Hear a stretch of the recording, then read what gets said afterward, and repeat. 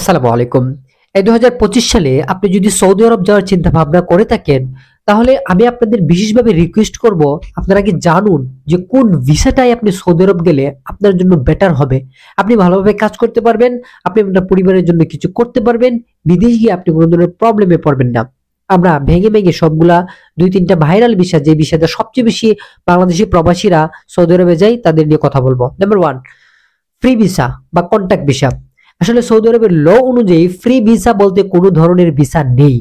আমরা যে free visa দিয়ে যাই, সেটা সৌদি আরবের কোনো একটা সিটিজেনের সাথে একটা কন্ট্রাক্ট থাকে যে প্রতি বছর তাকে এত পরিমাণে ফায়দা দেবে, তার নামে একটা লাইসেন্স থাকবে, ওইটা একটা বিজনেসের নামে লাইসেন্স, এবং সৌদি গভর্নমেন্টকে দেখাবে যে আমার একটা বিজনেস আছে, আমার বিজনেসের আন্ডারে এই 4 জন আবেল কাজ করতেছে, বাট তারা এখানে কাজ করবে না, তাকে ফায়দা দিয়ে বাহিরে কাজ করবে।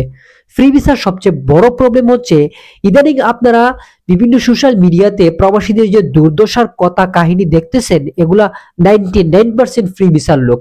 ১ নম্বর কথা, আপনি সেখানে নিজের কাজ নিজে খুঁজে বের করতে হবে। ২ নম্বর, আপনার থাকা খাওয়ার ব্যবস্থা সব আপনার নিজের করতে হবে।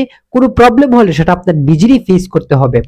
সৌদি গভর্নমেন্টের কাছে কোনো হেল্প আপনি পাবেন না, কারণ আপনি কিন্তু সৌদি গভর্নমেন্টের লয়ের বিরোধী গিয়ে আপনি কাজ করতেছেন। সেটা বেশিরভাগ ক্ষেত্রে এরকমটাই ঘটে। নাম্বার 2 হচ্ছে মালিকানা ভিসা, যেটাকে আমেল মঞ্জিল ভিসা বলা হয়। মালিকানা ভিসা যদি আপনি যান, আপনি বাহিরে যেতে পারবেন না। আপনি বাহিরে যদি কোনো কাজ করেন, সে অবস্থায় যদি পুলিশ আপনাকে ধরে, সোজা গো টু বাংলাদেশ। সো আপনি কি করবেন? আপনি যদি মালিকানা ভিসায় যান, মালিক যদি আপনার বেতন আটকাইও দেয়, আপনি কিছু করতে পারবেন না। আপনার প্রবলেম হয়ে যাবে।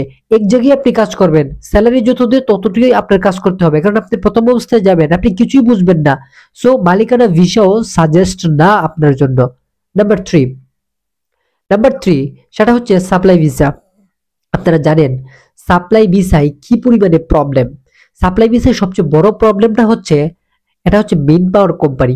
আপনাকে এটা বড় মুয়াসসাসাও বলা হয় সৌদি আরবে। আপনাকে নেওয়ার পরে তারা যে কোম্পানির সাথে কন্ট্যাক্ট থাকে, সে কোম্পানির সাথে আপনি কাজ করবেন। আপনাকে তারা 1200 রিয়াল বা 1500 রিয়াল স্যালারি দিবে।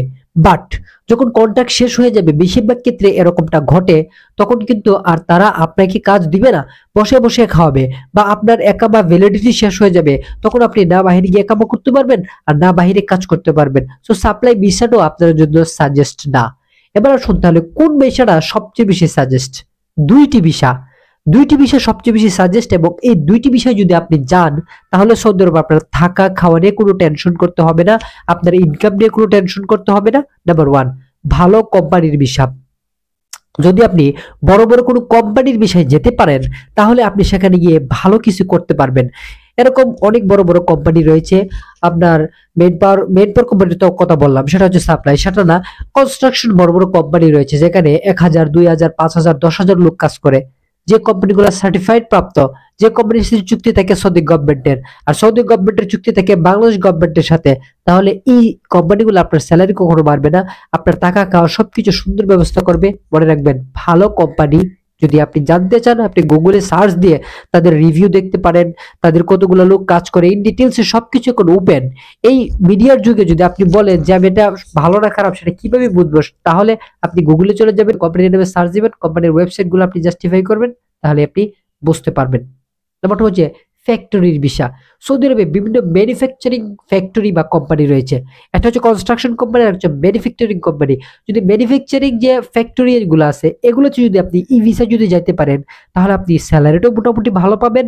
আবার আপনার স্যালারিও আপনার মাস টু মাস তারা পে করবে, এবং তারা সম্পূর্ণ বৈধভাবে আপনি সেখানে গিয়ে কাজ করতে পারবেন। আপনার থাকা খাওয়ার কোনো সমস্যা হবে না, এবং আপনি রিল্যাক্সে কাজ করে সেখান থেকে মোটামুটি ভালো একটা পরিমাণ টাকা পয়সা আর্ন করতে পারবেন। বাট যে বিষয় যান, সবার আগে আপনি জাস্টিফাই করবেন বিএবিটি রেজিস্ট্রেশন, আপনার ওয়ার্ক পারমিট সবকিছু ঠিকঠাক আছে কিনা। সবকিছু ঠিকঠাক থাকলে দেন আপনি সেখানে যাবেন। দালালের কথায় ফাঁদে পা দিয়ে আপনি আবার আপনার লাইফকে ধ্বংসের দিকে ঠেলে দিবেন না। ভালো থাকবেন, সুস্থ থাকবেন সবার। পরবর্তীতে আবার দেখা হবে। আসসালামু আলাইকুম।